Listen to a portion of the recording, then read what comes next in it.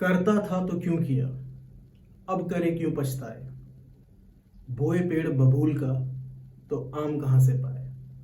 कबीरदास जी की ये पंक्तियां आज बीजेपी के हवाले से बिल्कुल सही मालूम होती है। ये जो इंसानियत को शर्मसार कर देने वाला वाक्य सामने आया है मणिपुर से, जिसकी वजह से आज पूरे हिंदुस्तान का सर झुक गया है।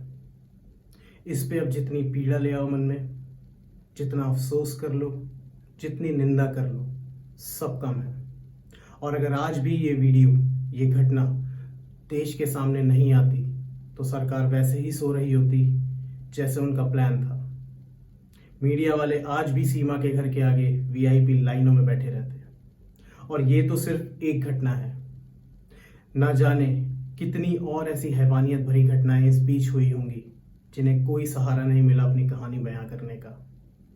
कश्मीर के बाद आज मणिपुर ऐसी दूसरी जगह बन गया है जहां वायलेंस के चलते हैवी मिलिट्री को डिप्लॉय करना पड़ा हो। मैती और कुकी, इन दोनों कम्युनिटी के बीच खींचातानी तो पिछले कई सालों से चली आ रही है। तो अब ही ऐसा क्या हुआ कि इस खींचातानी ने इतना घिनौना रूप ले लिया। अब ही ऐसा क्या हुआ जो इनके बीच के आपसी मसले धार्मिक दंगों में बदल गए। कुछ तो ऐसा हुआ है जिसने मणिपुर में जहर घोल दिया है। आइए जानते हैं क्या हुआ, क्यों हुआ और कैसे हुआ, और बीजेपी ने कैसे बनाई अपॉर्चुनिटी। आप सभी का स्वागत है हमारे चैनल एंटीक इंडियन पे।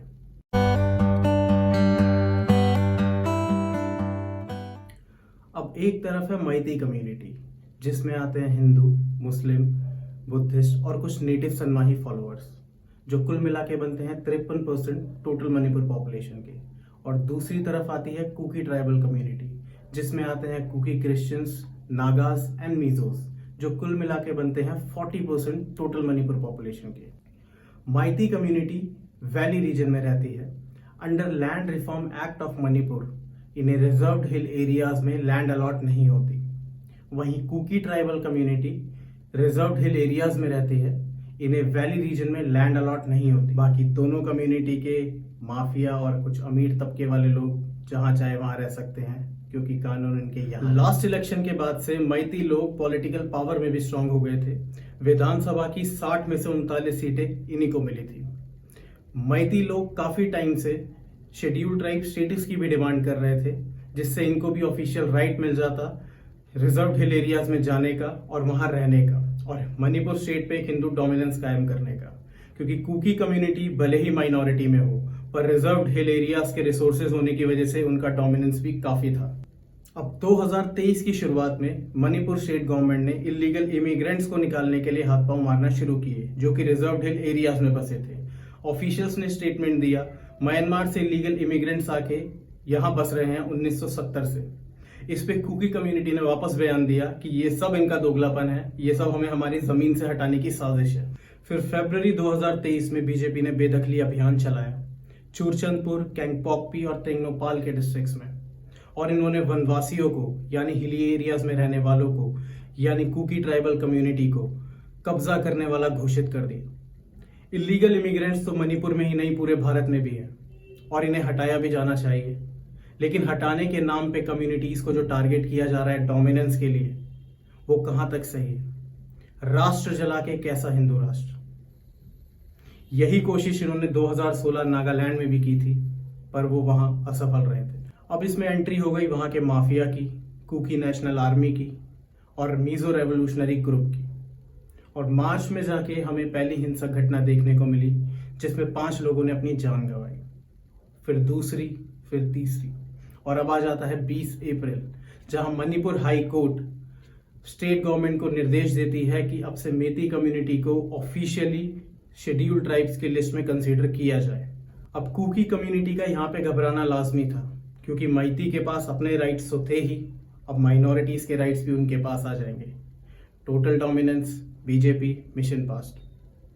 पर ऐसा हुआ नहीं। वो कहते हैं ना, आप अपने एक्शंस चूज कर सकते हैं, पर उनके कॉन्सिक्वेंसेस को कंट्रोल नहीं कर सकते। और यहाँ भी एकदम वैसा ही हुआ। ये फैसला आते ही ट्राइबल ग्रुप्स ने टोटल शटडाउन लगा दिया।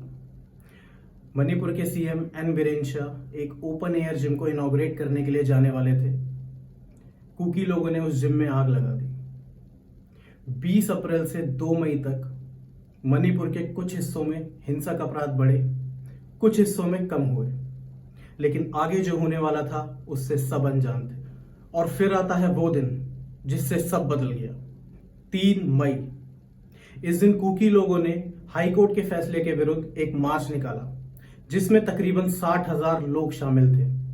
लेकिन 3 मई की शाम होते होते, मार्च खत्म होते होते, वहां दंगे भड़क उठे। धारा 144 लागू कर दी गई, इंटरनेट सर्विसेज ऑफ कर दी गई और एक्सट्रीम केसेस में शूट एट साइट के ऑर्डर्स भी दे दिए गए। क्रोनोलॉजी समझ रहे हैं आप, कैसे 2 कम्युनिटीज के मसलों को इस कगार पे लाया गया और अब बीजेपी को भी सही मौका मिल गया था कुकी लोगों का सफाया करने का। सोशल मीडिया बंद, देश की मीडिया तो वैसे ही टॉमी, तो किसी को पता ही नहीं चला कि देश के एक कोने में आग लगी हुई है। 3 मई की रात तक दोनों कम्युनिटीज एक दूसरे के खून की प्यासी हो चुकी थी।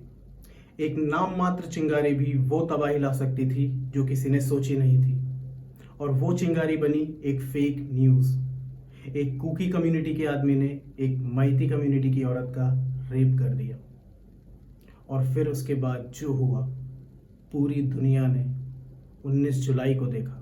तारीख थी 4 मई, जब 5 कुकी लोग उस हिंसक जगह को छोड़कर जाना चाह रहे थे।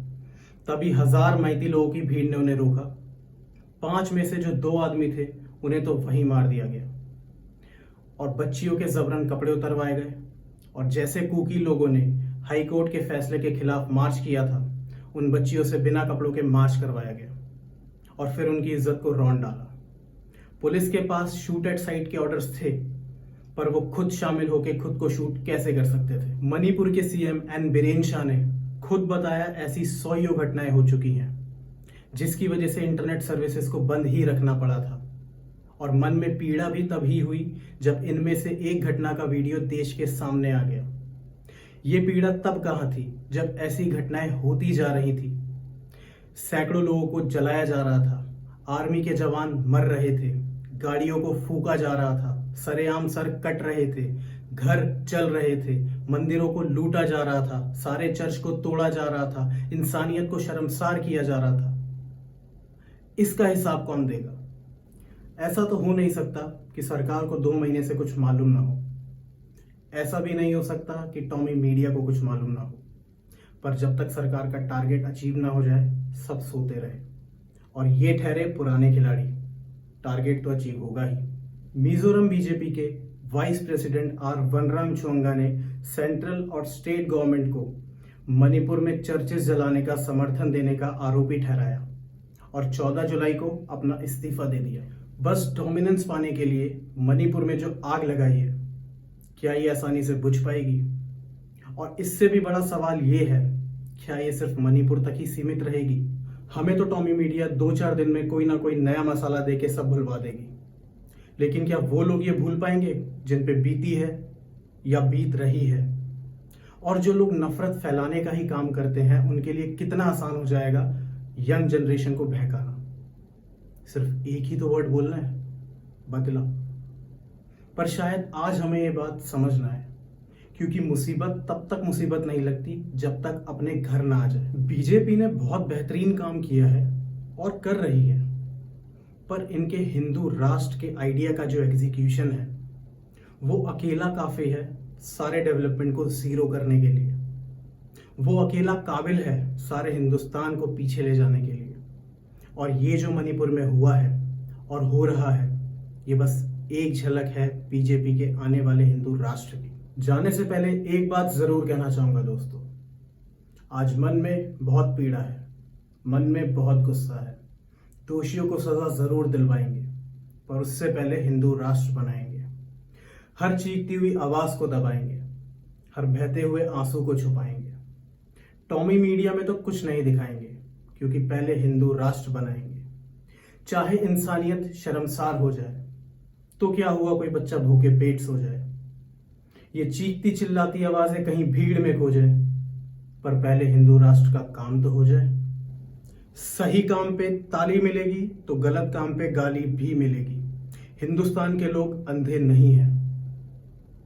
बात सही लगी हो तो वीडियो को शेयर करें और कमेंट बॉक्स में अपनी राय दिए बिना ना जाएं। नमस्कार।